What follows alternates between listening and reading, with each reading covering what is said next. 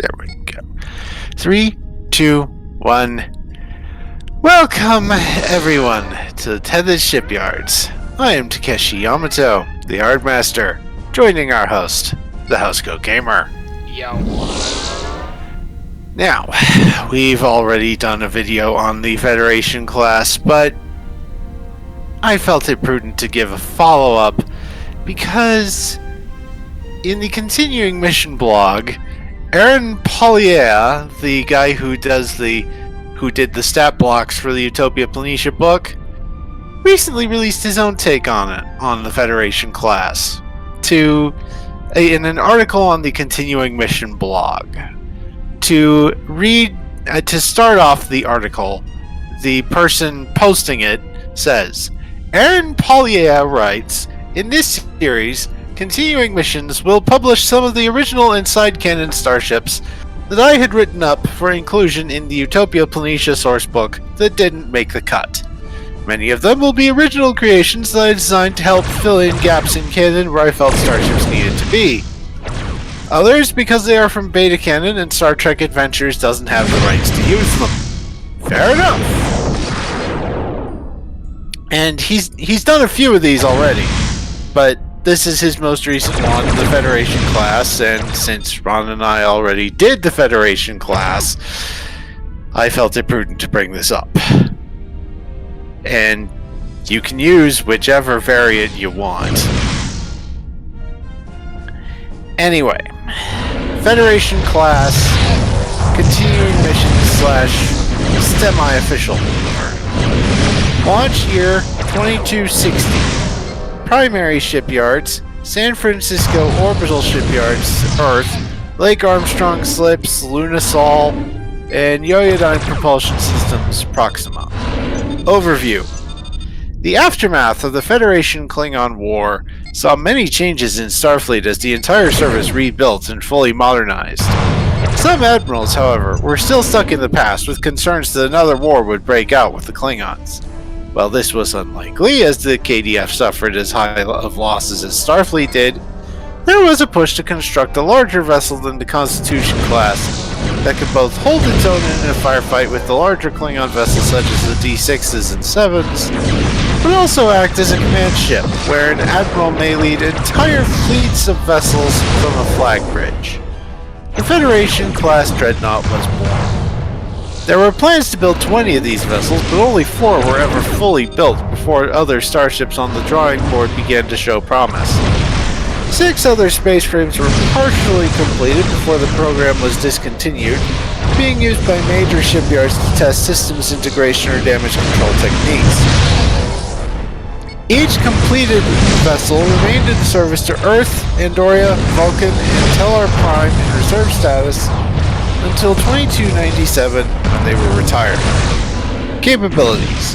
Much larger than the Constitution-class vessel, the Federation Dreadnought has a crew complement of 500, and often more when serving as a flagship when a flag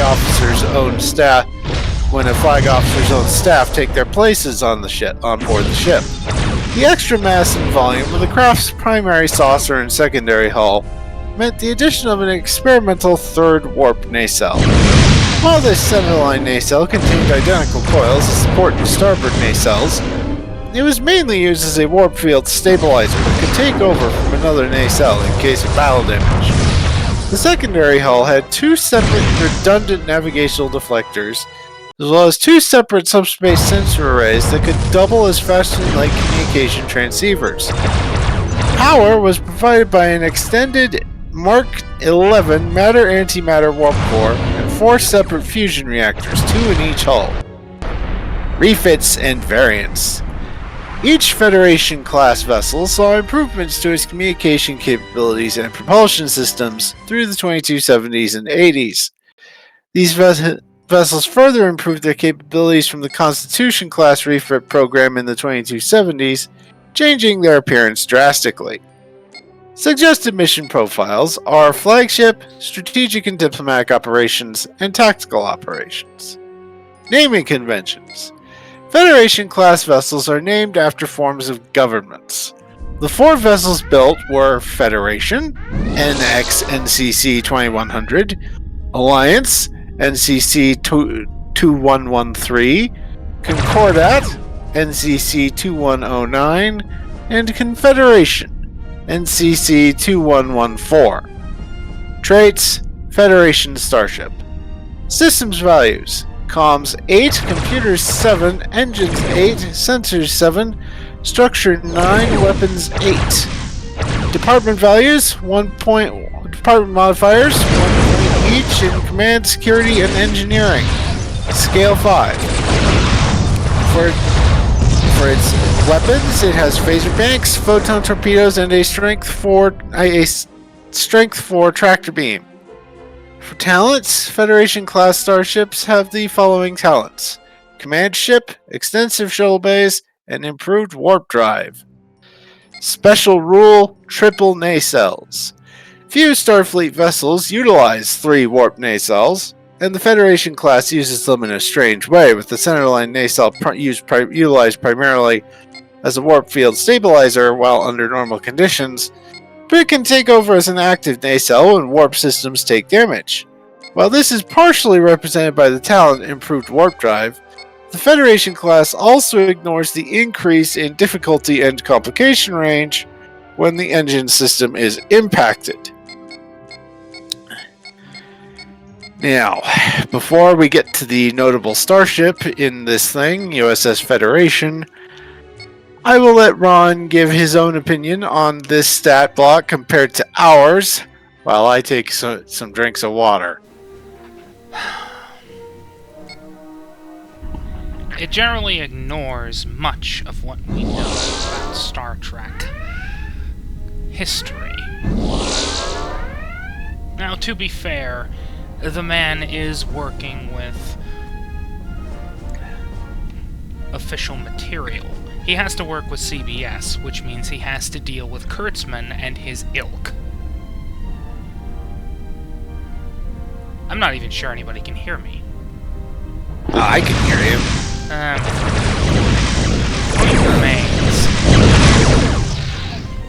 He has to deal with all the STD crap, though this is because it hasn't been given the official STD is no longer prime statement, which, really, anybody could have figured out just by watching the first season!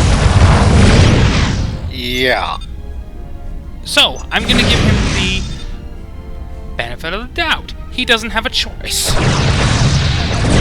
Yeah. However, if he did have a choice in the matter, that's presuming he did this out of the goodness of his heart, and did this because, well, he wanted to honor the Federation class's canonization thanks to Star Trek Picard. Yeah. Naysayers, get over it. It happened. Indeed, it did. And we should all be very happy that Franz Joseph's pièce de résistance finally became full canon. Yeah. Alright, now let's look at the USS Federation. Federation served as the personal conveyance of the President of the Federation from 2260 until its retirement in 2297, making it the most active of the Federation-class vessels launched. While notable for many diplomatic missions it undertook, it was the Whale probe incident of 2286 where it saw its most action. When the Federation president refused to leave Earth, he also ordered Prime Minister Lantia of United Earth to escape to Federation and act in his stead as a form of continuity of government, as both Prime Minister Lantia and the Federation were at Luna. Lantia would take Federation 18 light hours from Earth and lead the coordination efforts of Starfleet in response to the devastation being wrought by the Whale probe. Federation would also be the only starship to have solid sensor returns, detecting Admiral Kirk in the HMS Bounty as it bore through space-time on its return to 2286, with George and Gracie on board. Commissioned 2260. Mission profile: flagship. Trait: Federation starship, presidential starship, flagship of United Earth, 2260 to 2297. Systems values: comms 9, computers 7, engines 9, sensors 7, structure 9, weapons 8. Department values: command 4, con 1, security 4, engineering 3, science 2, medicine 1. Scale 5, resistance 5, power 14, hull 13. Phase banks, photon torpedoes, strength 4, tracked beam. Talents: command ship, extensive shell base, improved warp drive, dedicated subspace transceiver arrays, and secondary reactors. So yeah, that is the USS Federation, and, well, the official stat block of the Federation class as a whole. I cannot help but be disappointed by it.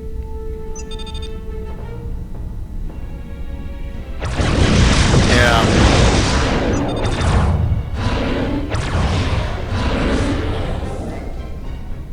Mostly because it keeps acknowledging STD. Yeah. I mean, for God's sake, stop acknowledging STD as Prime. There have already been a lot of continuity errors. You might as well acknowledge it and get it over with. Just like this battle. Yeah. Now,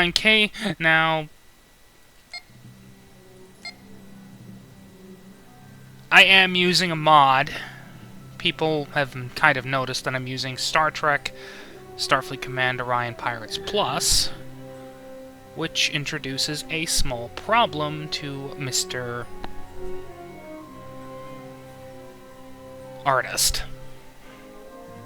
That there is a refit variant of the Federation class. Yeah. Which we will tentatively name Federation 2. Yeah. And only because that's the naming convention used by The Connie. Connie 2, Connie 3. Also known as Connie, Connie Refit, and Neo Connie. That is so stupid. Now, I will fully admit this may or may not be a Gamma design. However, considering the prevalence of this ship, it might actually be an SFB official design. At least before Paramount decided to slap the banhammer down on them and go, haha, you all don't get to use TMP stuff. In which case we say, go to hell. Yeah. I'm sorry, I'm a little angry. Yeah, I can understand that. So I'm going to wail on this Burrell before we move on to other matters. At least I presume it's Burrell. I have no idea what the hell this thing is. Right. All I know is, it's dead.